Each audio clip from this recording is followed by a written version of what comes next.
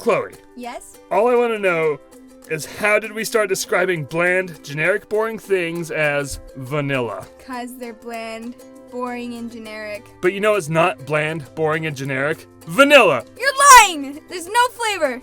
It's vanilla flavored. No flavor. It's a very exotic spice, Chloe. Here's what makes vanilla very exotic. Did you know it's the world's second most expensive spice? No. Right behind saffron. But do you know what it takes to achieve the greatness that is the flavor of the vanilla bean?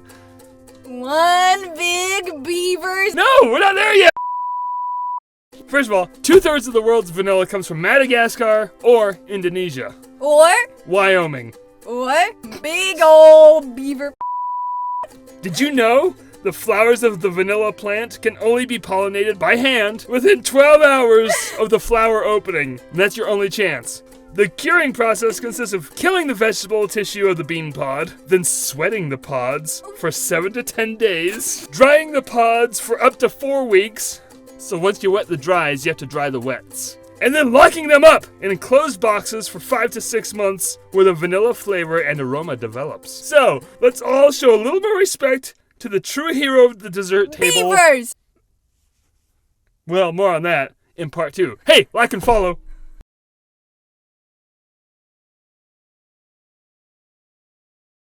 We covered pure vanilla, Chloe. Now let's talk about artificial vanilla flavoring. There's good news and bad news. What do you want first? Bad news. You want the bad news first? Fine good news. You want the good news first? Fine bad news.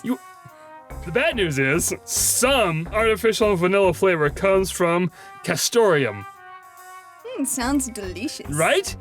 You wanna know where castoreum comes from? A big old beaver bumhole. Big old beaver bumhole! We shouldn't be as excited about that as we sound. But, Chloe, it's true. It's all true. Some artificial vanilla flavoring, it just comes from the butt glands of a beaver. How do we know which one's real and which one's fake? I don't know. Are you ready for the good news? Yes. Most of the artificial vanilla flavoring does not actually come from beaver butt. Aww. Some still does. Yay! Most of it comes from vanillin. Vanillin is a byproduct of wood pulp from paper making.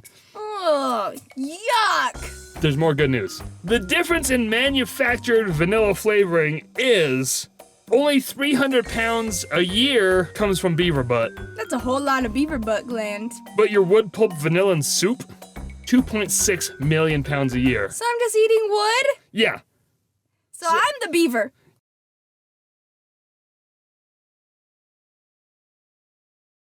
All right, Chloe, got a little history lesson for you today. No. In 1784, the Netherlands were on the brink of war with the Holy Roman Empire for reasons that would take far too long to explain in this medium. The important thing is, tensions were high.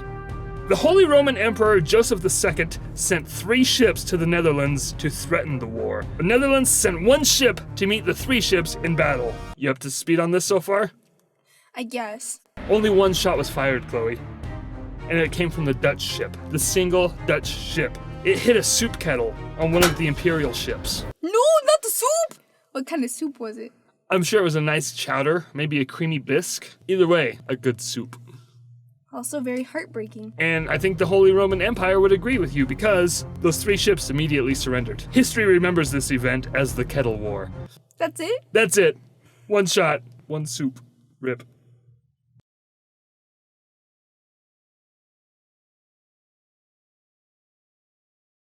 The holidays are almost upon us, and we needed to talk about a certain holiday cookie whose time has run out. Which one? The Danish butter cookie.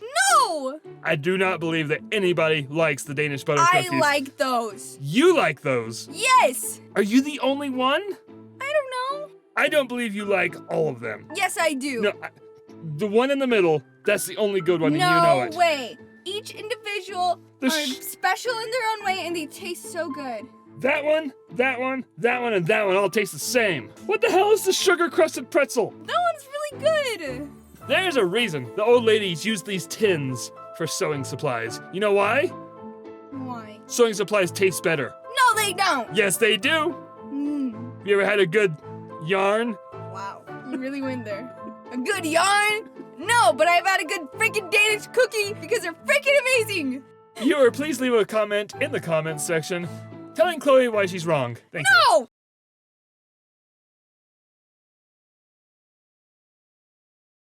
Chloe, Hi! we need to talk about possibly the stupidest cryptid ever manufactured. That's right, manufactured. Made? Made. Elf on the Shelf.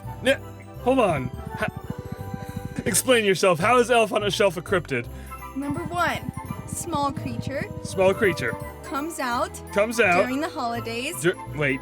Krampus, Oh. also a creature, not as small, also comes out during the holidays. Okay.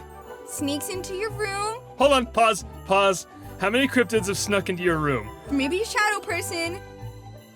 Or 2. The point is, Elf on the Shelf is a cryptid. You know it's true. Don't deny it. Nothing you're saying is wrong.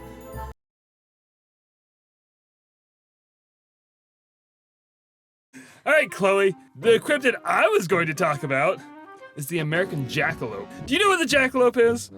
Well, I'm going to tell It's you. a rabbit. And? A reindeer?